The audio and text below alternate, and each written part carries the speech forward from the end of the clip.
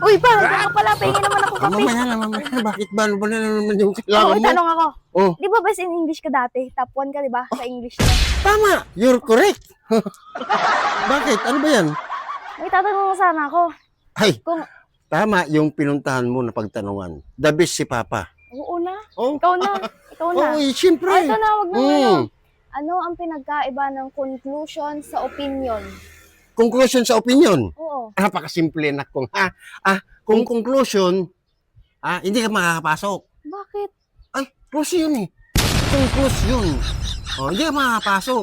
Di ba? Eh, yung opinion. Ang opinion naman, makakapasok ka. Bakit naman? Opinion. Oh, ganun ha? Oh. Ganun. Pasok ka. Conclusion, hindi ka makakapasok. Oo. Opinion, makakapasok Oh, ka kasi di ba? opinion. Tama ang pinagtanungan mo anak ito kung kailangan mo pa ng imprinter. Tama, dito ako pupunta. Oo. Kailangan ko na interpret. Oo. Di ba? Ako lang. Galing mo pa, Phil. Oh.